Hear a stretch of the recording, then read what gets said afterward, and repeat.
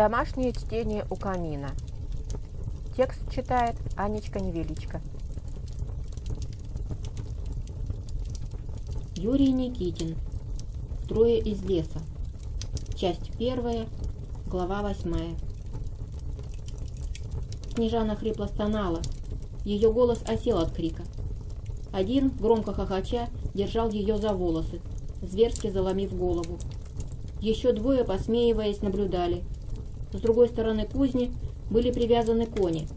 Напротив Степана стоял высокий воин могучего сложения, смуглолицый, в дорогом доспехе.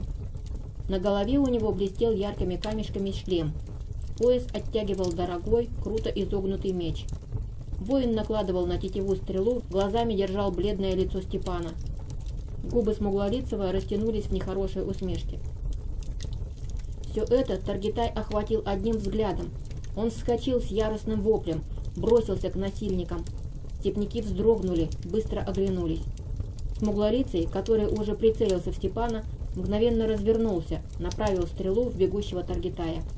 Мрак выругался, его стрела сорвалась с тетивы. Смуглолицый отшатнулся. Стрела мрака щелкнула, казалось, прямо в лоб, но смуглолицый устоял, лишь лапнул окровавленный лоб. Разукрашенный шлем улетел, сбитый стрелой. Голова смуглолицего ярко блеснула на солнце, выбритая до синевы.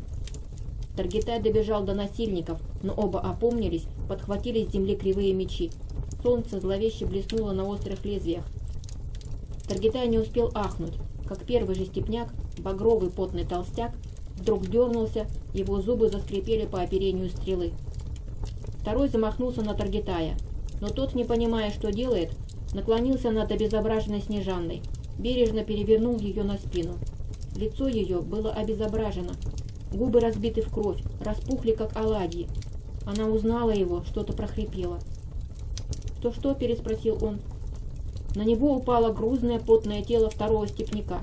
Обнаженный насильник пытался выдернуть стрелу, что пронзило горло на вылет, хрипел, дико закатывая глаза. Таргитай отшвырнул его, огляделся. Смуглолицый был уже на коне, поднимал его на дыбы, умело закрываясь от стрел, а еще два степняка бежали к коням. Выбежал Олег с безумными глазами, догнал одного и со страшной силой ударил огромной палкой. Череп раскололся, как яичная скорлупа. Степняк упал без звука. Второй успел ухватить коня за узду, дико гикнул. Конь понес, но степняк безжизненно волочился по земле. В спине торчала стрела с белым оперением. Перед Таргитаем вырос грузный, широкий в плечах степняк. Он был обнажен до пояса. Коричневая грудь блестела от пота и жира. Завизжав, он вскинул короткую мускулистую руку, хищно блеснуло кривое лезвие. Таргитай поспешно перехватил его за кисть. Степняк задрожал, страшно вздувая жилы. Острое железо пошло острием вниз. Таргитай похолодел, напряг мышцы, и оружие врага остановилось на полпути. Степняк резко дернул кисть вправо, затем влево. Таргитай потерял равновесие, неуклюже повалился на бок, не выпуская врага. Захрустело, и Таргитай торопливо вскочил, выпустил руку степняка. Она была сломана, как гнилое полено. Хлестала кровь, из окровавленного мяса торчали зазубренные белые кости. Степняк выл, хватал здоровой рукой сломанную. Донесся страшный крик мрака. «Защищайся, дурак!» Таргитай спешно подхватил меч степняка. Мрак бежал к нему. Сбоку прыгнул еще один. Мрак упал, перекатился через голову, а когда вскочил, оружие уже обрушилось на его голову. В последний миг Мрак успел парировать удар луком. Лезвие со звоном скользнуло по металлической пластинке. Мрак коротко взмахнул рукой, побежал к коням, оставив степняка с ножом в горле. Таргитай отчаянно отбивался от насевшего смуглолицего. Тот был быстрый, сильный, в доспехе из буйволиной кожи с нашитыми бронзовыми бляшками. Его узкий меч мелькал, как молния, и Таргитай держался только за счет длинных рук и силы, к своему удивлению выдерживая удары. А меч смуглолицего всякий раз отлетал, как под ударами ветра. Олег отступал под яростным натиском своего противника. Волхв выставил перед собой суковатую палку. Степняк быстро и страшно рубил.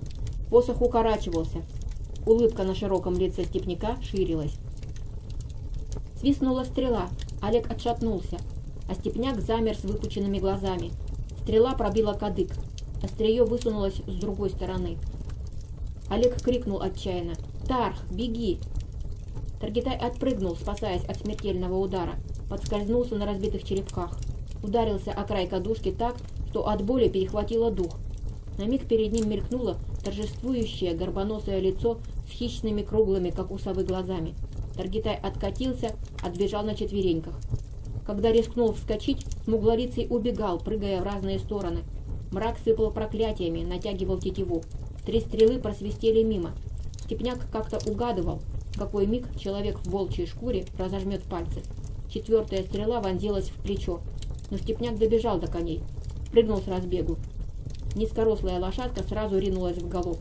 Мрак поспешно наложил новую стрелу, но горбоносый тут же соскользнул на другую сторону лошади.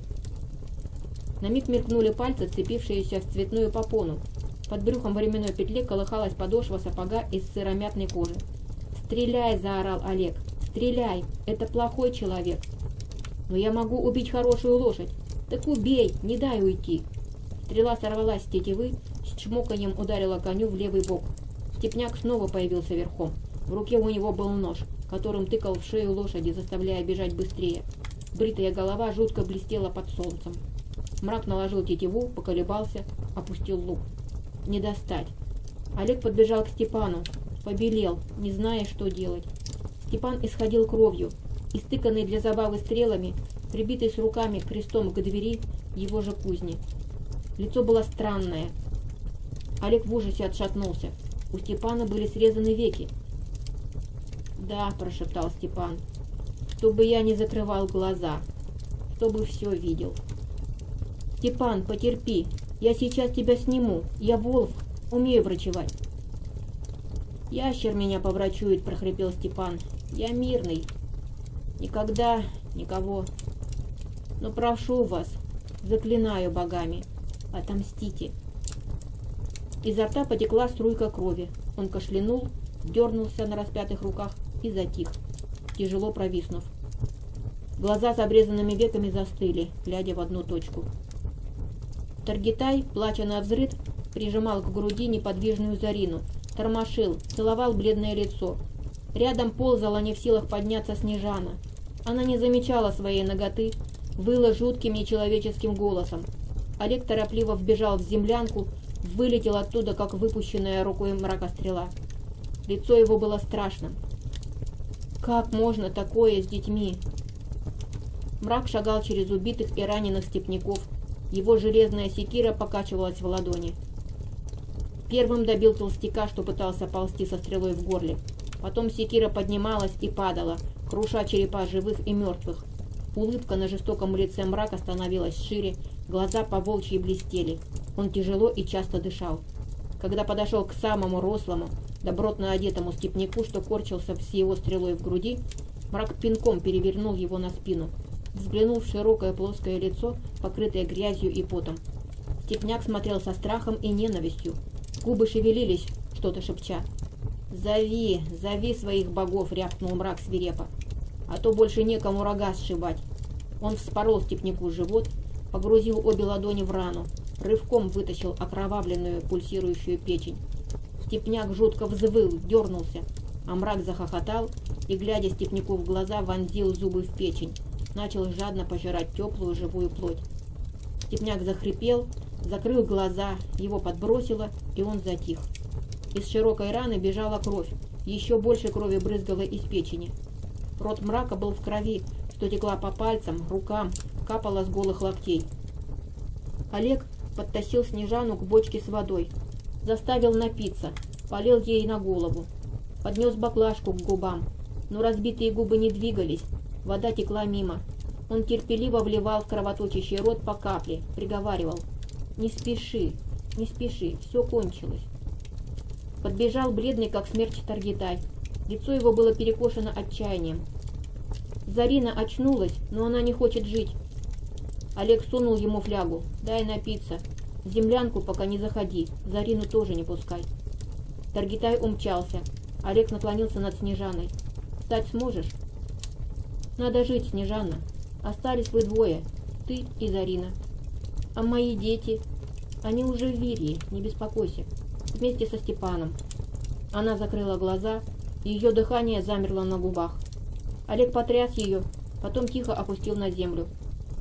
В сторонке горько плакал, держа на коленях голову Зарины, Таргитай. Олег отыскал женскую одежду, накрыл Снежану. Появился хищно улыбающийся мрак, весь в крови, словно разделывал туши забитых лосей. В руке он любовно держал секиру. Олегу стало страшно, когда на миг перехватил взгляд оборотня. Уже ночью они выкопали яму, опустили Степана и зверски изувеченных детей. Снежана бросила горсть земли, тут же сомлела. Таргитай и Олег засыпали могилу, поставили затесанный столбик. Зарина не показывалась из землянки, прятала лицо. Мрак быстро собрал оружие убитых, обшарил трупы, сгреб в мешок амулеты, чужие обереги. Волф разберется. Наконечники стрел, прочую необходимую в походе мелочь. Когда попытался отыскать брошенного кабана и дров, нашел знакомые волчьи следы, услышал знакомый запах. На душе посветлело. И здесь живут волки. Значит, мир не безнадежен.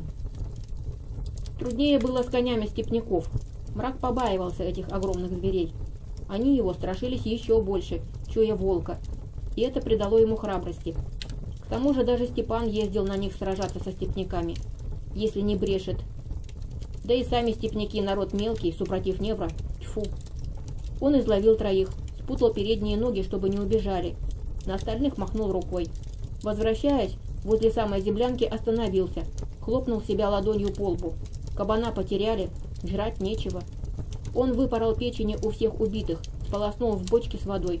Таргитай сидел, склонившись над Зариной, что-то нашептывал. Олег перевязывал руку Снежане. Та безучастно смотрела в пол. «Волф», — сказал мрак резко, — «лучшее лекарство — хорошая еда. Зажарь эти печенки. Сразу огонь пойдет по жилам». Он вывалил на середину стола мокрые скользкие куски. Олег пугливо покосился. Узнал, но огонь разжег быстро. Мрак вышел за дровами. Изгоем кусок не лез в горло, хотя запах жареной печенки заполнил землянку. Снежана к ей не прикоснулась, а Зарина осталась лежать лицом к стене. Плечи ее подрагивали. Мрак ел в охотку, резал жареную печень длинным степняцким ножом, пробовал лезвие. Острые зубы поблескивали в свете лучины. Зарина всхлипнула чуть громче, и мрак сказал сердито: «Девка, брось, мертвых не воскресишь, а живым жить надобно. Ты цела, даже руки-ноги не поломали». Зарина всхлипнула снова. В мертвой тишине едва слышно прошелестел ее страдальческий голос. «Лучше бы руки-ноги поломали. Они ж меня всю испоганили. Как жить с таким позором?» Мрак со стуком вогнал нож в середину стола, гаркнул люто: «Дура! Какой позор! Они шпаганили только тело, а душу не достали. Пойди к ручью, помойся, только и делов». Снежана с укором взглянула на огромного Невра, опустила глаза. Таргитай, напротив, ожил, воззрился на мрака с надеждой. Голос Зарины дрожал от плача. «Дядя Мрак, у вас в лесу по-другому. Умыкаете, брат с сестрой живет. А нам, полянам, боги дали заветы строгие. У нас говорят, не бери жену богатую, бери непочатую. Вам что? На мужике та же шапка». Мрак хмыкнул, с удивлением оглядел стол, где, похоже, пировал один, зато за всех пятерых. «Даже боги не всегда говорят умно. Тебя не поганили, поняла? Аль у полян души нету? Ведь тело ножны, а душа нож. Был бы клинок цел, не испоганился, а ножны. Для того и созданы Богом, чтобы охранять душу от грязи». Олег поднял от стола глаза, из-под лобья и украдкой бросил взгляд на жующего мрака.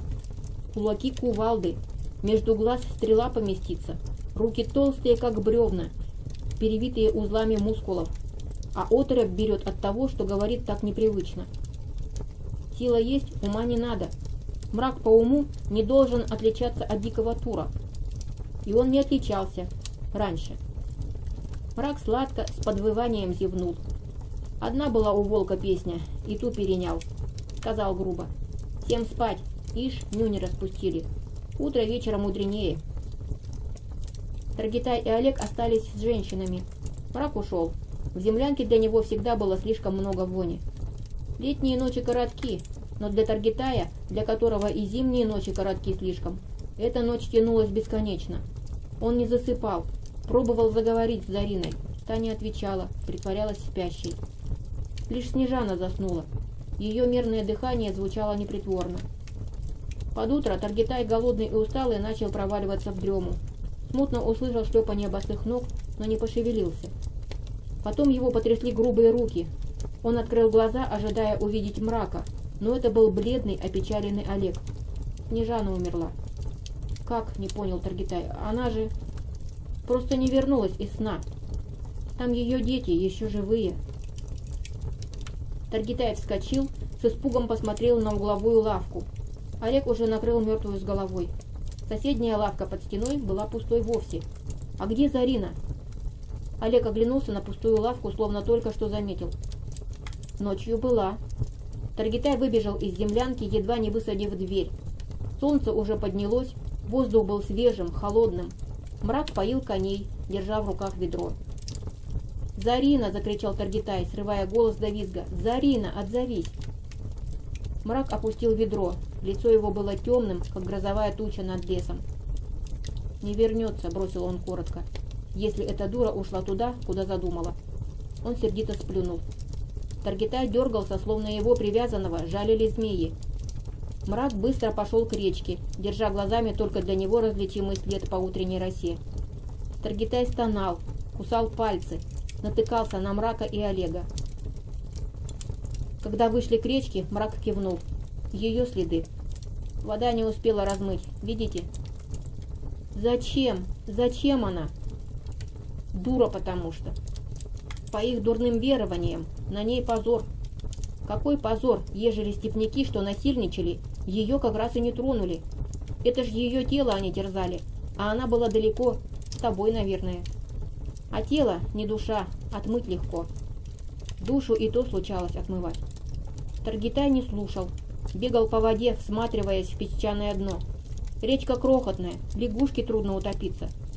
Видать, набрала камней за пазуху, легла на дно.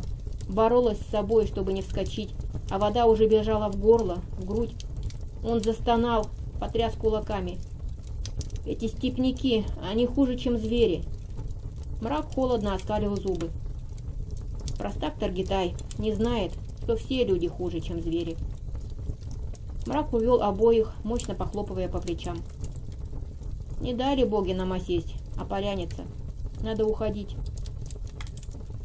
Олег оглядывался. В реке просвечивалось что-то белое, но смолчал. Мрак наверняка заметил еще раньше. Не мог не заметить оборотень, но смолчал. Надо смолчать и волхву, если не хочет быть глупее оборотня. Один степняк убег, думаешь? Если не сдох по дороге. Я ранил и его, и коня. Но если уцелел, приведет других. Надо уйти раньше. Олег передернул плечами, словно внезапно подул холодный ветер. Перед глазами встал Степан, распятый на двери, утыканный стрелами, с обрезанными веками.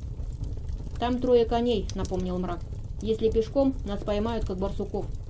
Попробуем на конях, славяне». «Почему славяне?» — спросил Таргитай обидчиво. «Мы невры». Мрак по-волчьи ухмыльнулся, показав белые клыки. «Да уж больно вы славные. Разбирайте коней». Таргитай сразу учуял самого смирного и даже ленивого, как он сам коня. Подошел к нему, держа горсть молодой травы. Олег задергался, пугаясь даже вида огромных зверей. Кони смахивают на лосей, а лосей в пору гона даже беры боятся, уходят с дороги. Лоси весной носились по лесу, страшно ревели, а сатанело бросались на все живое. Все бежало перед ними. По всему лесу шел стук рогов, рев, когда лесные гиганты сшибались в поединках.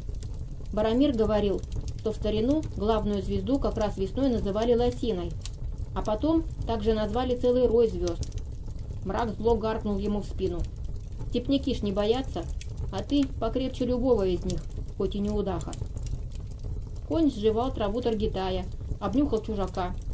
И Таргитай без помех взобрался, поерзал на попоне, устраиваясь. Решился оторвать руки от конской спины. Он даже решился повернуть голову, с напряженной улыбкой подмигнул Олегу. Олег долго обхаживал своего коня, даже заглядывал в книгу, искал совета.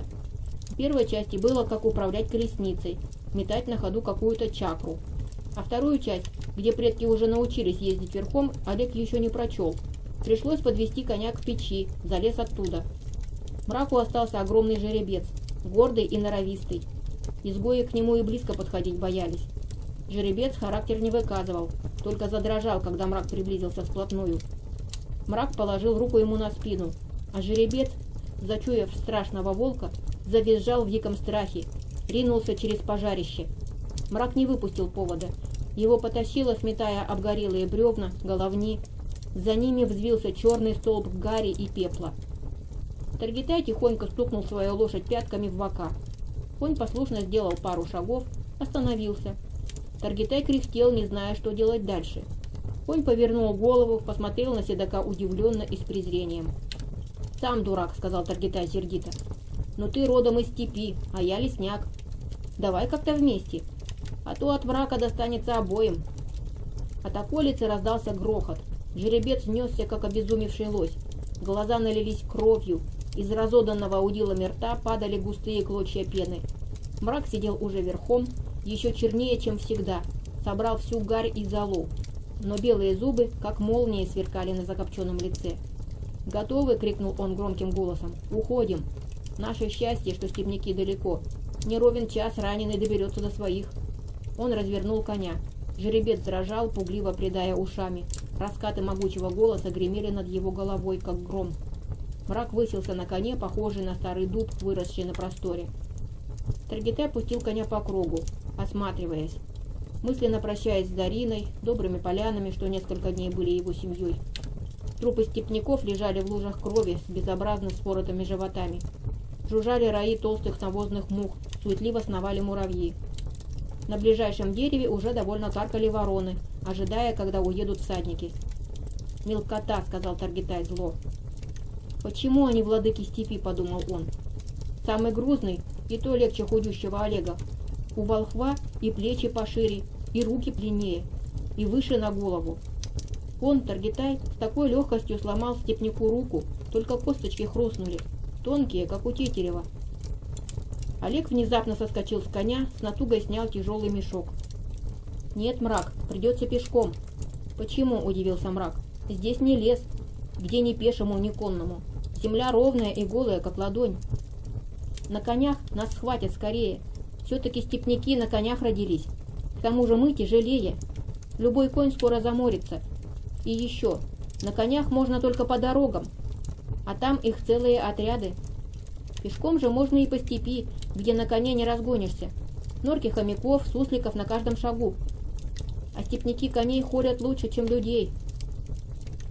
Не дожидаясь ответа, он похлопал коня по крупу, отпустил узду. Конь остался на месте, лишь покосился на волхва недоумевающим взглядом. «Прощай, удивительный зверь», — сказал Олег. «А жаль, в другой бы раз». Мрак покачал головой, замедленно слез с жеребца. Чему-то Барамир успел научить молодого волхва, умеет заглядывать вперед. Он стащил с коня 2 туго набитых мешка, один швырнул Олегу, другой Таргитаю. Оба поймали на лету. Олег грохнулся в черную пыль, прижимая к груди мешок. Таргитай на ногах удержался, только сделал несколько шагов назад. Мрак насмешливо прищурился. «Еще не передумали?» Олег, не вставая, продел руки в лямки, поднялся, пошатываясь. «Мрак, лучше быть живым хомяком, чем мертвым буйволом. Я понесу даже твой мешок, только давайте уйдем побыстрее». Во взгляде Мрака промелькнуло, если не уважение, то, по крайней мере, признал Олега за что-то стоящее. Одной рукой закинул мешок за плечо, поправил секиру. «Пошли. На востоке уже поднялась пыль, движется к нам, хотя ветер в ту сторону». Пригибаясь, они побежали обратно к речке. Мрак с шумом вбежал в воду, сердце Таргитая болезненно сжалось. На дне золотился песок, и ему виделись золотые волосы. Они побежали вниз по течению, мешки тяжело оттягивали плечи, ноги начало ломить от холода. Вода поднялась до колен. На мелкое выходить Мрак не велел, чтобы не оставались следы. Бежали долго, повторяя все изгибы. Таргитай взмок, несмотря на ледяную воду, шатался под тяжелым мешком. В одном месте берега поднялись, речка побежала в узком русле. Поперек течения лежала упавшая с одного берега на другой огромная сосна. Мрак на бегу подпрыгнул, ухватился за свисавшие ветки, как белка вскарабкался наверх. Дерево покорно закачалось под его весом. Без всякой жалости наблюдал, как два изгоя прыгали в холодной воде, цеплялись за ветки, падали с таким плеском, что брызги долетали до него. Помогая друг другу, кое-как вскарабкались, тяжело дыша. Ветки с одной стороны обломаны. Кора сбита крепкими копытами, словно мостом пользовались самые разные звери. На липких чешуйках клочья шерсти, перья, даже чьи-то тонкие белые косточки. «Ночью спать будете», — буркнул Мрак. «Сейчас еще утро». По сосне перебежали на берег, не оставив следов. Долго мчались по утоптанной звериной тропе, что вела к водопою, затем ушли в густые заросли степного ковыля. Под ногами с хрустом проваливалась земля. Таргитай однажды провалился по колено. Мешок злорадно стукнул по затылку. Под подошвой зло заверещало. Таргитай увидел золотую россыпь зерен. Степь тянулась без краев. Над головой трепыхался в синеве жаворонок. Таргитай устал, но заслушался, пытаясь запомнить мелодию. Нужна была новая песня о зарине, о полянах, иначе сердце разорвется от боли. Мрак грубо ударил по шее, мощным пинком взад послал вслед за Олегом. «Не отставай, дурак!» Впереди внезапно открылся маленький овражек. Даже не овражек, а буерак, доверху заросший густым кустарником. Все трое упали на землю, поползли в кусты. Таргитай дышал тяжело. Рядом надсадно хрипел Олег, упершись лбом в землю. Он с отвращением выплевывал комки пыли, похожие на утонувших мышат. Сердце Таргитая стучало почти что в горле. Отдышавшись, сказал завистливо: «Хотел бы я иметь волчье чутье». «Какое чутье?» — ответил Мрак с презрением. Голос его был ровный, будто Мрак не бежал наравне с изгоями. «Думать надо. Все ж видно, как на ладони». Олег повел носом, сказал недоверчиво: «Чудно, малиной пахнет». «Чудно, что унюхал ты, а не наш обжора», — ответил Мрак насмешливо. «Понюхай еще. Учуешь косолапого. Матерый, сытый, 5 лет от роду. Сейчас как раз загребает лапами, сосет ягоды прямо с веток. Хочешь размяться, потешиться? Нарви нам ягод». Таргитай добавил встревоженно: «Лучше прогони, а то всю нашу малину пожрет». Мрак остановил Таргитая, поправил: «Нет, волоки его сюда. Нам бы свои запасы поберечь, а медвежатина в самый раз». Олег со стоном перелез на другую сторону, чтобы между ним и малинником были Мрак с Таргитаем. Таргитай лежал вниз лицом, прислушиваясь к теплу, что медленно расползалось по спине. Солнечный лучик продырявил ветки, остро щекотал лопатки. Перед глазами опустилась на кончик травинки, трепеща радужными крыльями, глазастая стрекоза. Застыла, словно неживая. Затем круто развернулась, балансируя на кончиках лап. Крылышки мудро держала наготове. Уже знала, в каком жестоком мире живет. «Я тоже знаю», — сказал ей Таргитай шепотом. На далеком виднокрае темнела едва заметная полоска. То был лес. Надежный лес с его могучими мшистыми стволами, мягким мхом под подошвами и длинными нитями серо-зеленого мха, что свешивается с ветвей. Таргитаю даже показалось, что ветерок донес прохладное дыхание деревьев. Он повернул голову на восток, откуда тянулась бескрайняя голая степь. Из раскаленного сухого зноя двигались волны перегретого воздуха. Над сухим ковылем дрожала марево. Мертвый ветер нес удушливую пыль, на зубах скрипел песок, а во рту было гадостно. «Лес — это жизнь», — сказал Мрак медленно. «Как в этом пекле люди живут?» «Хлопцы, а вы все-таки молодцы». Изгои повернули к нему голову. «Не верите?» — сказал Мрак невеселым голосом. «Я бы тоже не поверил. Но ты, трус, бросился с простой палкой на 2 степняков, а ты, лодырь, похоронил всех полян, поставил на их могилах столбы». Таргитай сердито возразил: «При чем тут трус или лодырь? Они были нам как родные. Разве можно считаться?» Мрак пожал плечами. «Не знаю. Я не трус и не лодырь, мне судить трудно. Но вы молодцы. Правда, помешали здорово. Если бы Таргитай не выскочил, как последний дурак, кем он остался, несмотря на похвалу, то я бы первой стрелой ссадил самого опасного. Ушел паразит. А ведь непростой, ох, непростой. Одет богато, весь в шрамах, в разных битвах бывал. Конь и оружие у него знатные». «Все-таки мы только мешали», — сказал Олег невесело. «Мешали, но отвлекли. Я мог не успеть со стрелами. Молодцы». Он развязал мешок, выложил каравай, испеченный Снежаной, куски жареного мяса. Таргитай узнал широкие ломти печени. Олег тоже покосился, сглотнул слюну. Даже Таргитай сказал, что степняки хуже зверей, так что запретов нет, чтобы их не разделывать и не есть, как лесных зверей. А самые лютые воины, осатанев в бою, пьют горячую кровь сраженного врага, жрут его мозг, вырывают сердце и печень. «Дурость», — сказал Мрак, выслушав его сбивчивые объяснения. «Когда пьешь кровь врага, то он становится твоим побратимом, хошь не хошь. А законы побратимства святы. Уже не сможет навредить, присниться, напасть ночью». Изгои затаили дыхание. Мрак приоткрывал тайну охотничьих ритуалов посвящения в мужчин. В пожирании печени врага глубокий смысл. Правда, Мрак ест так, что за ушами трещит. Было бы невкусно, никакие волхвы не заставили бы. Убеждая себя, что так завещано богами, Таргитай поднес печень ко рту. Мрак наблюдал искоса. Кивнул удовлетворенно, когда Таргитай ухомякал огромный кусок в мгновение ока. Крепкий вырастет боец. Ест как мужчина, а секиру держать научится. Едва медлительный Олег проглотил последний кусок, Мрак поднялся на ноги. «Мы не ушли далеко. Если тот, которого я ранил, был непростым, а он, похоже, непрост, то снарядит погоню». «Он не был простым», — ответил Олег. «Мрак, мы должны не уходить, а убегать». Солнце снова жгло спины и плечи. Из-под ног при каждом шаге взлетало облако удушливой пыли. Виднокрай расплывался в дрожащем от жары воздухе. Небосвод плавился и падал на землю огненными каплями. Таргитай чувствовал, как они шлепаются ему на плечи, растекаются горячими струйками по спине. Степь тянулась во все стороны голая, жаркая и безжизненная. Таргитай ощутил себя маленьким и беспомощным.